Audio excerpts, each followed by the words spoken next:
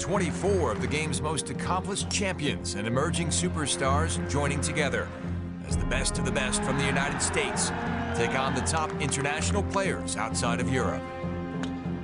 126 days now to the President's Cup. We're getting very excited, and the road to the President's Cup starts here all across Australia on the Clubhouse.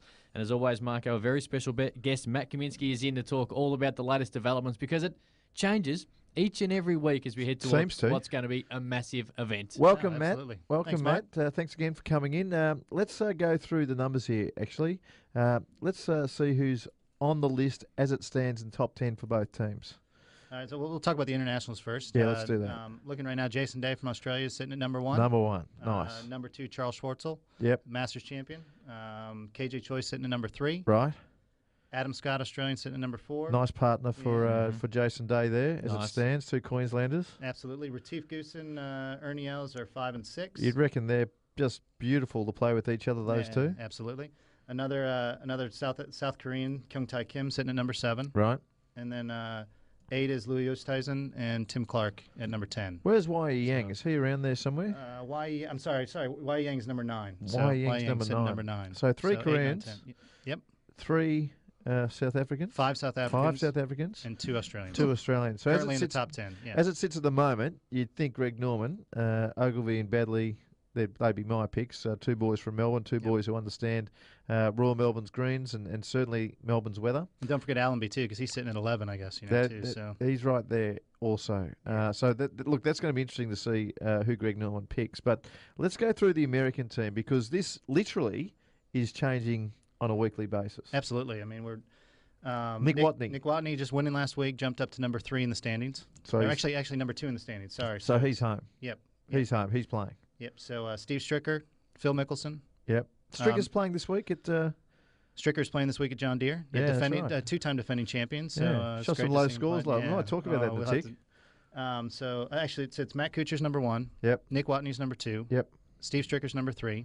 Phil Mickelson's number 4 on the U.S. standing. So it goes off money that they've made over the last 2 years, and this year it's weighted 2 points for every dollar earned this year. So, guys that are playing well right now, if they win a big event like the Bridgestone Invitational or the British Open, they get double the points. So if they win $5 million, they're getting 3 million points. And who's down on the cusp? Do we know that? Who's down?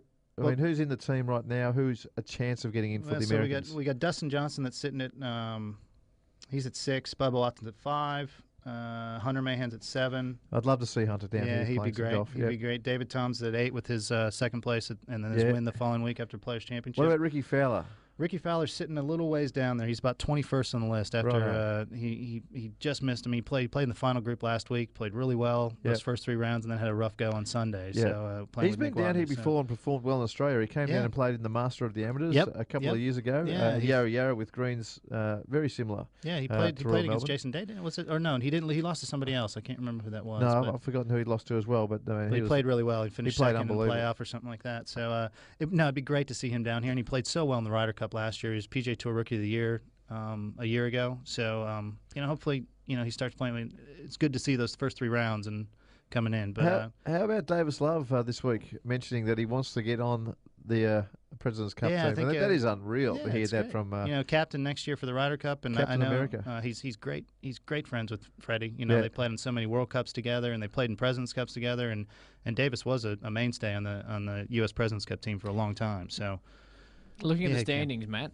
Is there people on that who don't look like they might not get here that as a event organiser or someone who's involved in the promotion of it and will bring some crowds? Is there players that aren't looking like they might not make the teams that you'd like to see here?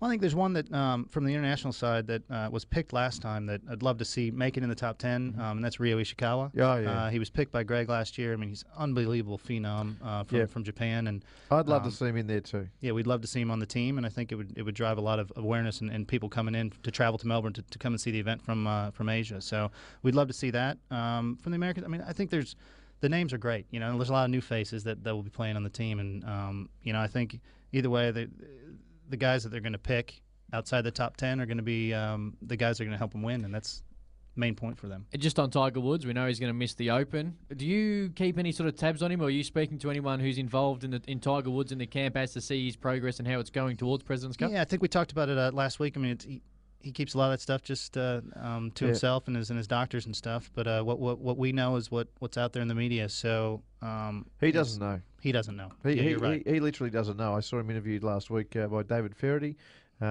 He actually hasn't got a clue. But the positive stuff is, we might as well just have a segment, the Tiger Woods update. Yeah, absolutely. In this program, he's doing all the gym work, is what he told David.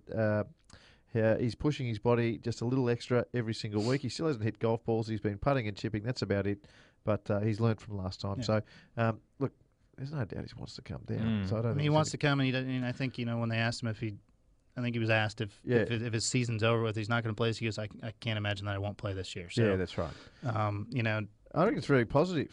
Absolutely. It's positive for all the other tournaments for the rest of the year. If he came out now and hurt himself, then that would be it. So the best thing he can possibly do. Well, and that could be it for next year too. So you just don't want him to do that. He's not going to take any chances. So, and that's positive. Just, I guess, we spoke about this earlier about links golf. Yeah.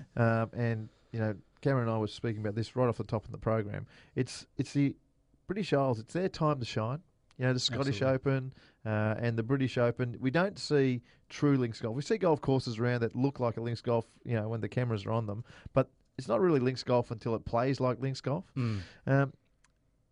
If there was somehow more of a crossover, do you think more Americans, not just going and playing in Europe, but playing links golf, do you think, if down the track some tournaments were actually, maybe some of the World Golf Championships weren't just at, a golf course in Meadowland in Britain somewhere, but we've actually played at some of the rotation courses of the Open Championship. Do you think that would interest? Because it interests me. Absolutely. Oh, I definitely think. These guys want to be challenged by the golf course. That's who they're playing against, really. Yeah. Until they get farther into the round. But they're playing them against that golf course, and I think they love that challenge. Yeah. No, look, I agree, because so many. You look down the list of British Open champions. It's 50-50 Americans. It's not like they don't play the golf well. They've proven in the past. Some of them, they just flick on the switch and away they go. Yeah. And these guys are so good now. They can basically play on any golf course. Yeah, course. they can. Of course they can. The equipment's so good, they can make the ball spin. But just seeing links golf for 2 weeks in a row is always a happy time for me sitting down here in Australia to watch it. We always see the Match Play Championship, which kind of brightens up. The beautiful different golf courses. The US Open's a different week. Obviously, the Masters is a different week. There's so much variety. Yeah. But I just don't think we get enough. And even though that Scottish Open, this is what we were talking about earlier in the program, the Scottish Open was played at Loch Lomond for the last 15 years. Yep, and now it's moved, right? Now it's moved to a new course called... I've got it here. Castle Bryan or Castle Stewart? Castle Stewart. The Life of Brian. The Life of Brian. The Life of Brian. The Castle Stewart. And it's literally close to the Arctic Circle up there. It is so high up. But it's an opportunity to see links golf twice in a row. I always loved and that's one of the great things for me watching. The Ryder Cup players, the President's Cup players playing links golf and seeing how they handle it. It's something that I always look forward to. And dealing with a different climate. We might just touch on President's Cup. Now, we know tickets are available and you can go and see the golf, but a few emails come through during the week, Matt, just asking about events around the President's Cup that the general public can actually buy tickets to and see maybe someone talk or someone do instruction or something like that. Yeah, we were talking about earlier, just the opening ceremonies, and it's unique to the President's Cup. It's big. It's huge. It happens on Wednesday at 4 o'clock in the afternoon. And depending on it could change based on weather-related stuff. But 4 o'clock in the afternoon, it's when the teams are processed. There'll be entertainment. All the national anthems from the teams or the countries that are represented on both teams, from the United States and then from the other countries on the international side. Flags are raised. Our honorary chairman, honorary co-chairman will speak. The commissioner will speak. Both captains will speak, and it's just it's a really unique thing, and a lot of pomp and circumstance that you get from opening ceremonies. I wouldn't compare it to the Olympics or anything like that, but it is a really neat experience. So you can buy obviously tickets to the Wednesday practice round. Do you need a ticket to see the ceremony? Yeah, there's an additional. It's like buying a grandstand seat, but you're basically buying a ticket for $35 to go to that separately from the golf. Righto. So. And I know you brought in some packages this week. So we were talking about last week, and our travel packages are online right now. PresidentsCup.com or PresidentsCupTravel.com.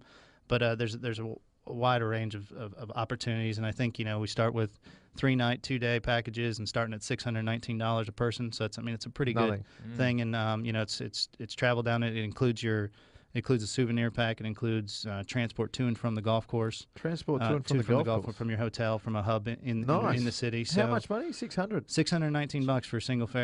For a 3-night, two-day package with tickets to the golf. So that's where it starts. So make sure you go to PresidentScup.com, go to PresidentScupTravel.com, and see that, because I know people are listening up in New South Wales, Queensland. It's a great time to come and watch golf and see these great players. It's a little bit unique, because if you travel down to an AFL Grand Final or an NRL Grand Final and you get tickets and you get a hotel, you're not getting travel to and from the event, Marco, which is something that adds a little bit of extra, because you know that a time like that, especially in Melbourne, a lot going on, spring racing, carnival, always very busy, sometimes hard to get a cab. People aren't overly keen in catching public transport all the time. So with travel thrown in, it's definitely an incentive for people to get involved with already the good price. Absolutely, and a lot of people who have memberships in New South Wales and Queensland, they'll have reciprocal rights to some of the golf courses down here in Melbourne. Ooh. You always get your syllabus at the start of the year, and you look down who your sister and brother clubs are around the country. It's your opportunity to come and bring your membership tag, play some of the golf courses that you're going to get on for free, and come down and see the President's Cup. So there's lots of reasons to come down and enjoy Melbourne's hospitality, play some of the great sandbelt courses or the courses on the Mornington Peninsula, the Bellarine Peninsula, and enjoy what is going to be one of the great sporting events that we're going to see this year. Now, Matt, just before we let you go, heard you on Melbourne radio during the week talking about backpacks and bags and stuff like that. Some people might be a little bit confused or unsure of what they can take to the President's Cup being a unique event. What exactly is the guidelines there? Yeah, I spoke with Andy and Tim during the week, and the caller called in because he received his tickets from Ticketmaster where it said no backpacks. And really that carries over from the United States, but it was something that we put on there as a deterrent, really more so than anything.